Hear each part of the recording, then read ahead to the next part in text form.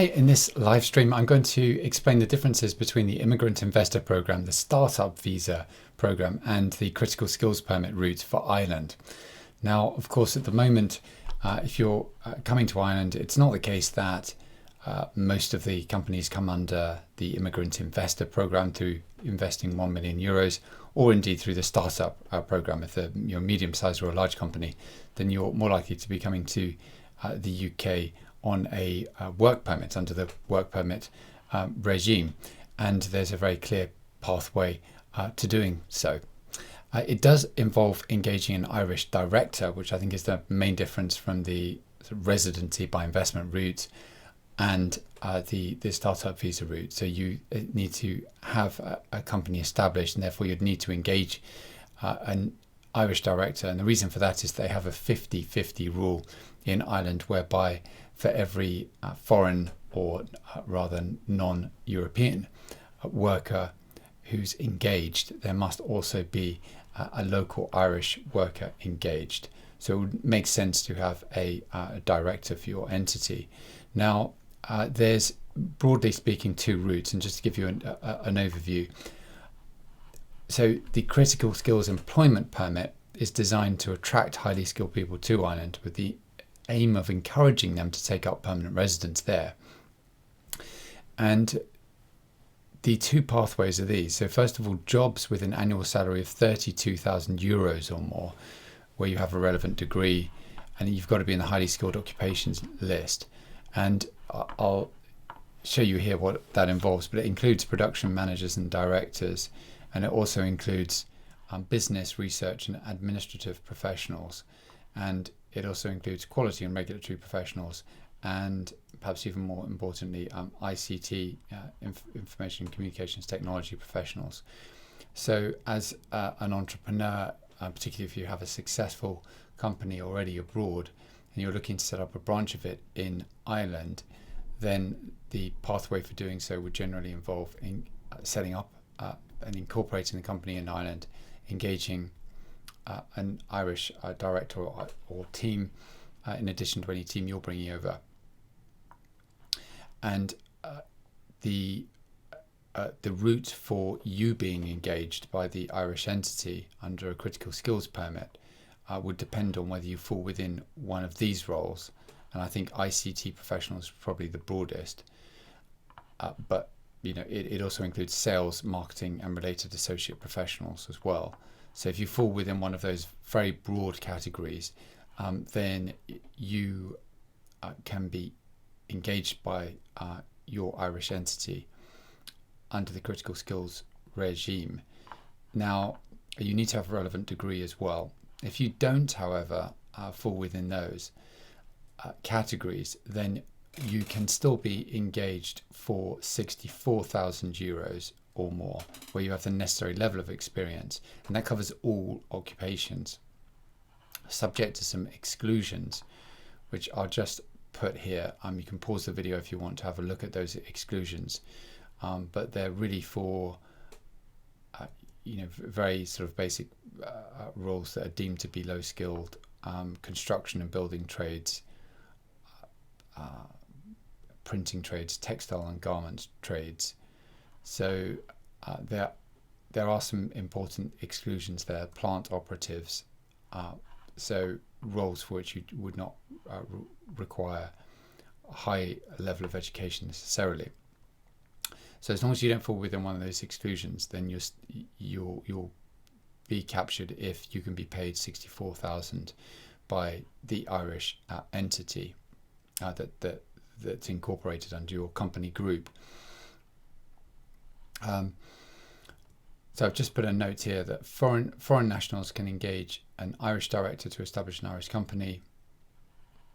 It's got to meet certain conditions, so incorporation, bank account setup, employer registration and tax registration. Then the entity can sponsor you for the visa. Now, there are various supporting documents that are required. I'll probably go through these in a different video. But what this means, of course, is that unless you've got there are a great many people who already have businesses and they're setting up branches of them in Ireland, and they don't necessarily fall within innovative criteria, the innovation level that's required by the startup visa, which is typically looking for industry disrupting type businesses and apps and that sort of thing. And if you don't fall within that, you have a more traditional business model. Even if you have a traditional business model with a digital element, then you might just want to set up a branch of your existing entity rather than going through the startup route. And you may not necessarily either have or wish to invest 1 million euros in one of the approved investment schemes that I've covered in other videos on my YouTube channel here. So let's just have a look at the pathway broadly to citizenship, and it's the same in each case. So there's no real material difference between the three routes. You get an initial permit. So here I'm focusing on the critical skills permit. So you'd get that. You need to renew it after 1 year, and once you've accrued 2 years, then you can apply for the stamp 4 visa, and then at year 5 you can apply to naturalise as an Irish citizen. Or if you haven't spent long enough in Ireland, then you can simply apply to extend that stamp 4 visa. You can just continue renewing it. There has been some case law recently on how much time you need to spend in Ireland in year 5 in this case, or in the last year. And the current position in case law is you need to spend all of your time in Ireland in that year. But in the other years you can have up to 3 months out. Now for some people, particularly for my clients, they can't, particularly if you're an international businessman and you have interests in various different jurisdictions, you can't necessarily be expected to spend only 3 months out of Ireland in each of those years. You may need to spend more than that time, but that's fine because you can do so. You're not going to be breaching your visa conditions in doing so. It just means that by the time you come to apply for citizenship, that you may not qualify. So all you would do is, if you had your family, for example, staying in Ireland, then they would qualify for Irish citizenship, perhaps spend the majority of the time there. If you have children, perhaps you have young children or children who you're thinking about university education for, then they could stay in Ireland, secure Irish citizenship, and then at some future point in your life, perhaps when you're coming to retire, after having renewed your stamp 4 visa for a number of years, you could then settle down and retire in Ireland and accrue the amount of time that you need in order to naturalise as an Irish citizen. One of the benefits of Irish citizenship is you get EU citizenship. You also get unfettered access to the UK, and you're treated as if you were a British citizen. You're not treated any differently in any material ways as an Irish citizen. So that gives you complete access and free movement within the EU, and gives you complete access to the UK. So that's unique in terms of EU jurisdictions. Now, in terms of the actual application process, and I'm going to come to the sort of budget that you need as well in a minute, but in terms of the application process, you would establish your company, your branch in Ireland. You'd appoint the EEA director. There'd be a critical skills employment application. There's 2 to 3 months processing time, and then you'd apply for a long stay D type employment visa, and that gets you through to the end of year 2, by which time you switch to stamp 4 visa, which is the equivalent of permanent residence. Now, in terms of I've shown you the lists of eligible roles. In terms of the sort of budget that you might need, well, if you're on the highly skilled list, the highly skilled list here, highly skilled occupations list, then your salary would need to be 32,000 per annum for each of the 2 years. but that's subject to income tax. So that's approximately 26,857 of disposable income after tax. That's based on the 2020 to 2021 tax rates. So that's 5,000, just over 5,000 euros is payable for each of the 2 years by your Irish company in this on that salary.